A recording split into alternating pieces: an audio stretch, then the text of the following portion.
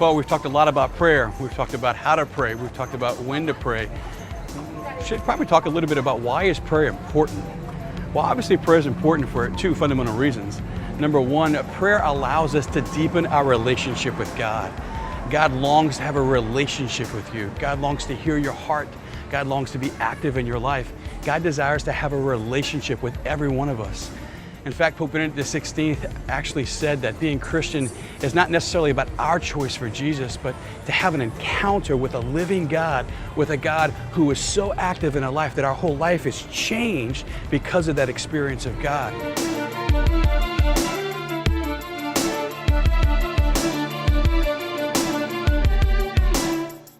Secondly, prayer reminds us that we're not alone.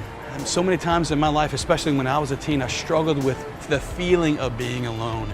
And I believe that a lot of us who are looking at the video right now are actually going through a season in your life where perhaps you feel like you're alone.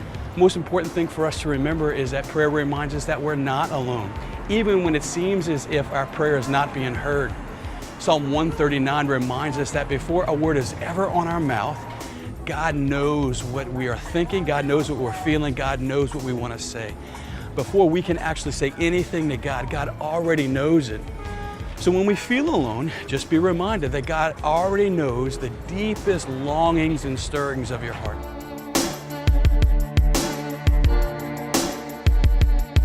It's important for us to know that God answers our prayers even in the ways that God's going to do it that are different than the way we expect.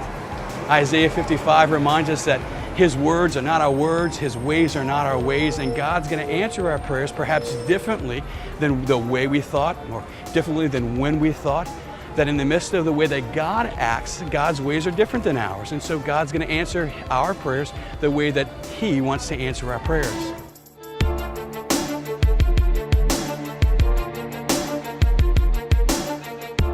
Finally, it's important for us to be reminded that we need to be patient as God answers our prayers. I had a great spiritual director when I was at this seminary who reminded me that God really never tells us no. Sometimes God might say yes, but on a different timetable. Sometimes God might say yes, but I want to give it to you in a different way. Or sometimes God might say no, and I just have something better in store for you. So it's important for us to be patient with ourselves and patient with the process. One of my favorite stories from the Old Testament is the story of Moses as he led the Israelites out of slavery and into freedom. When you look at all the different times that Moses actually talked to Pharaoh, and if you look at actually in Exodus 13, that God actually rerouted them toward the Red Sea. They were going a certain way and He rerouted them in that direction. God can be trusted because God knew that He was going to work a miracle in their lives once they got to the Red Sea.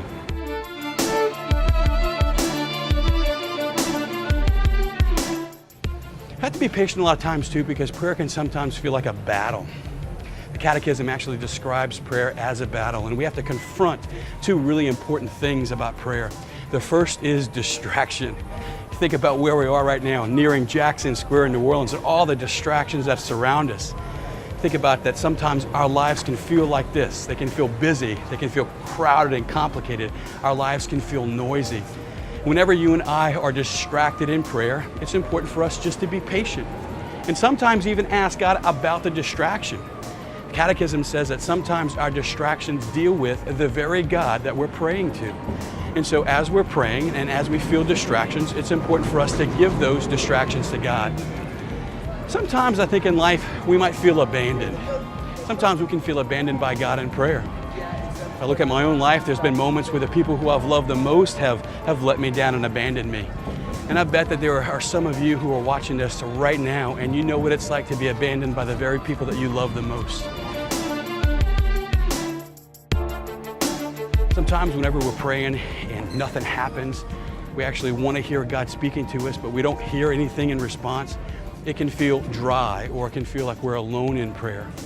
In those moments, when you and I feel alone in prayer, it's important just to be patient. If you look at relationships that you have with some of your best friends, I can bet you that you don't just talk to your friends whenever you feel like it or whenever you're feeling good. Relationships require commitment. And if we're going to have a relationship with God, we have to commit to it. So the encouragement is to hang in there, even when our relationship with God feels like it's flat, and whenever God feels like He's distant. but be reminded of what we talked about, that God is always with us. St. Paul reminds us in Romans 8 that nothing can separate us from the love of God, that God is always with us at every step of the way. So even when we feel like God's not there, He's still there.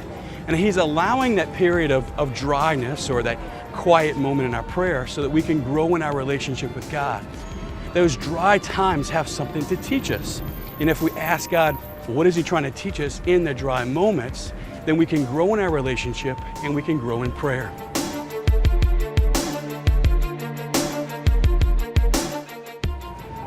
It's important for us to hear that because it's important for us to be reminded that you, my friend, have been born at this time of the church, at a very specific time for a very specific reason.